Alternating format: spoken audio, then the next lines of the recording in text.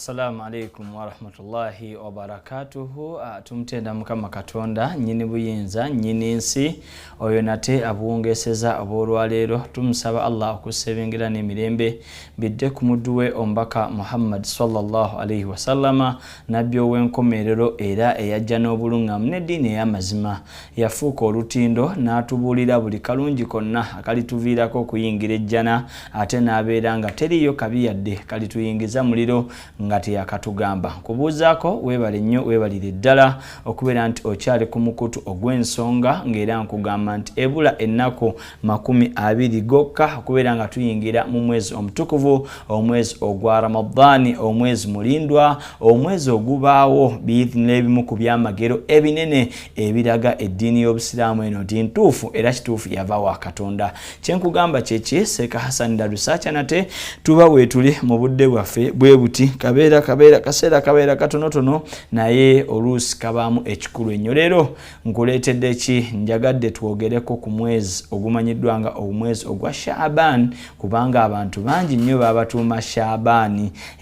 Naddala mufti w'eggwanga amanyiddwa nga Shaban Ramadan mubajjo bakyajja kitumu wa Manya 2 gombi naye nga ye Shaban nebe batuuma ba Shabani mwenna mbatumiddeko kale ne Shabani bantaliza nawe nkutumiddeko. Omwezi guno ogwa Shaban gwe mwezi ogw'omunana mu kalenda y'Obusiraamu. Jukira emyezi gy'Obusiraamu giri 12 nga Allah bwatugamba mu suratul Tauba n'atugamba inna iddata shuhuri inda Allahi 12 nti emyezi egimanyikiddwa maaso ga Allah giri emyezi 12 minhumul hurumu mulimu egimu egiri hurumu jendegeze egy'omuzizo naye mu guno omwezi mugina emyezi n'ugamba nti ogusooka baguyita Muharram, ogwokubiri baguyita Sufur, ogwokusatu baguyita Rabi'ul Awwal, ogwokuna ne baguyita Jamada al-Awwal, ogwokutaano Jamada Thani Manya, ogwokutaano gubeera subhanallah ogusooka baguyita Muharram, ogwokubiri baguyita Sufur,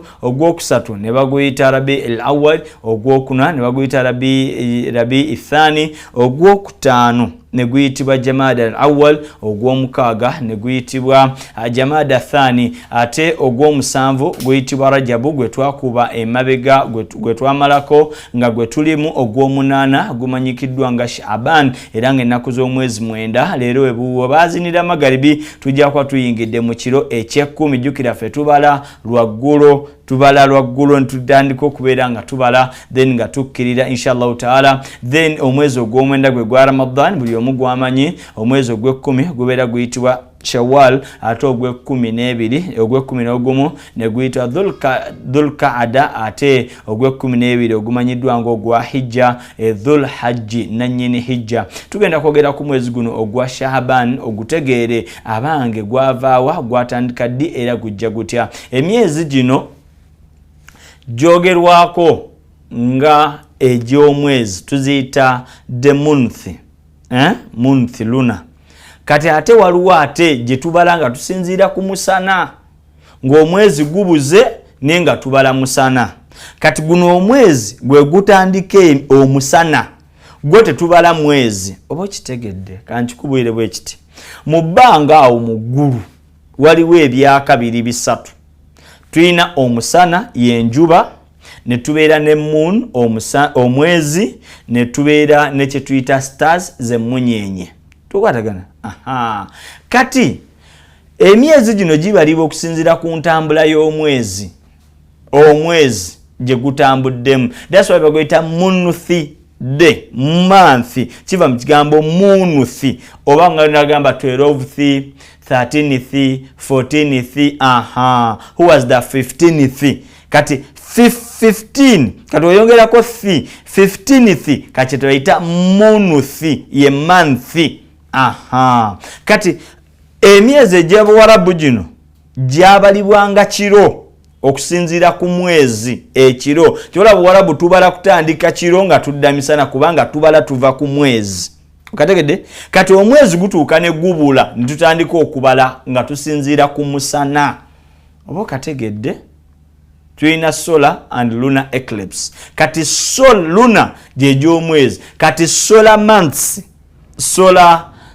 tuziteta solfi ezandibadde munuthi zeziri. Kati guno omwezi gwa Shaban gwe gutandika embeera emanyiddwa nga eya sola. Omusana guba gwokya nnyo era tutandika okubala nga tusinzira ku musana sola nga tetuli ku luna. Kati kankugambe wenti ekigambo Shaban kiva mu kigambo Shaab, nga Shaab kitegeeza ekiwonvu, kitegeeza depression, kitegeeza separation. Kyova aba Nabbi sallallahu alaihi baali batwaliddwa mu social boycott, tugiyita Sheikh. Sheikh kitegeeza ekinnya. Babateeka mu lockdown kyali kinnya nga babakasuseeyo wansi gye bawangalira eyo. Kati Sheikh mwe muvaamu ekigambo Shaab. Kati Shaab ate negundi n'ensiko eyeyawudde eyo ne bagiyita nayo Shaab. Nekitegeeza ki? Nekitegeeza ekintu ekyeyawudde kiri separate ekiri eyo. Kati omusana we gwatandika ate guba gutandise olwo. Kati olwo abantu bava wano ne baseparatinga, ne bava wano we bamanyikiddwa nti Madina, Makka, Taifa ne beseparatinga ne bavaawo ne bagenda mu bitundu ebirala ebirimu amazzi. Kati ekitundu omwezi mwe batandikira okutambula baseparatinge, bagendeeyo mu ddungu, bagendeeyo mu nsikosiko, bagendeeyo nga banoonya emmere n'amazzi. Kyekigambo Shaabu mwe muvaamu ekigambo Shaabani. Nga owulira ekigambo Ramudhu kitegeeza omusana ogwokye ennyo. Kati bwe gutuuka mu Ramanzani ate gwaka emirundi egi, gwekubisamu emirundi egi, ne bakiyita Shaabani biziyadati alfu wa nun au Ramadhani biziyadati alfu wa nun, nga kitegeeza nti omusana kuno guba gwaka emirundi egi. Katuli ku kigambo Shaban. Kati kiva mu kigambo Shaab, nga Shaab kitegeeza depression, kitegeeza ekiwonvu, kitegeeza ekinnya, kitegeeza okweyawula, separation, omuntu okweyawula ku banne, nga yali nkola y'Abawarabu, nga omwezi guno egwatuukanga omusana gwayakanga, amazzi ne gabula, ng'enkuba tekyatonya, deni ne baseparatinga, bonna ne bagenda nga banoonya amazzi okunywa n'okunaabako n'okugakozesa wamu n'okuyambako abantu baabwe. Kanabwe kityo kyengezaako gamba nti Shaabani ogumaze okugutegeera guba mwezi gwa 8. Naye ekikulu ennyo mu mwezi guno ogwa Shaaban mulimu ebintu bibiri. Ekisookera ddala, gwe mwezi ogwa Shaaban guno gwe mwezi Allah tabaraka taala guno gwe mwezi abasiraamu batandikira okusaala eswala. Jukira eswala yalangibwa mu mwezi gwa Rajab mu Israel wal Miraj mu mwaka gwa 621. Kati mu Shaabani we batandikira okusaala eswala, era eswala gye basookerako bagiyita dhuhuri. Ekigambo dhuhuri kiva mu kigambo dhahara ekitegeeza okweyoleka. Kati okweyoleka eswala yasooka okubeeyolekera gye bayita suratu dhuhuri, naye batandika kugisaala mu mwezi ogumanyiddwa ng'ogwa Shaabani. Era mu mwezi guno gwennyini abasiraamu Allah wabalaalikako ekisiibo.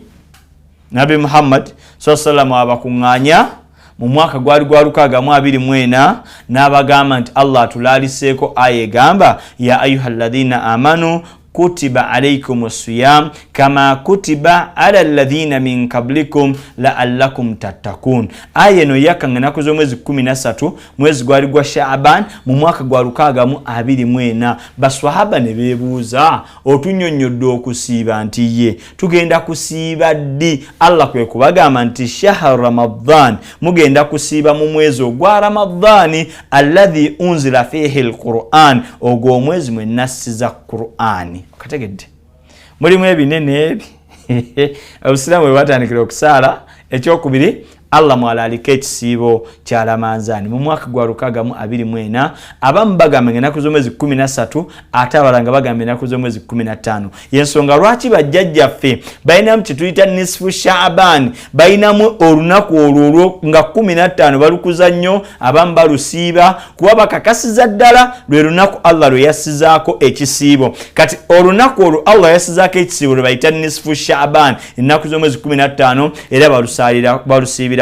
Naye Nabbi Muhammad sallallahu yatuwa ku bukulu bw'omwezi guno nga bwempunzika, yagamba nti guno omwezi gwa Shaaban okumanya mukulu, gwe mwezi Allah mwasinga okubeera nga asonyiwiramu amazambi ng'ogyeko Ramadan omwezi oguddako Allah mwasangulirako mwasonyiwira amazambi g'abantu mwana wattu gwe mwezi ogumanyiddwa ngo gwa Shaban nga mpunzika gwe mwezi oguddiira Ramadan era gwe mwezi gwe tuteekeddwa okubeera nga tukoleramu ibadati ezoteekerateekera omwezi gwa Ramadan. Mbadde nkusaba gwali eyo atannawoowebwa Farida Hasfa naawe yasiramusa obusiramusa Angela gy'owazze eno n'ofuuka Shadia munnange tuwoowa kati guno gwe mwezi gwe twandikosezza nnyo okubeera nga batuwoowa tufuuka abafumba abatuufu tuyingire Ramanzani nga tuli batukuvu. Guno gwe mwezi ekyandibadde kirungi nnyo mwe tukuŋŋaanyizaamu emmere ebyokulya n'okweteekateeka Ramanzani era guno gwe mwezi nkakasa ab'omuzikiti bwe tulina okubeera nga tusiiga kalangi ku muzikiti ogwo okugugaziya kubanga tugenda kufuna abagenyi.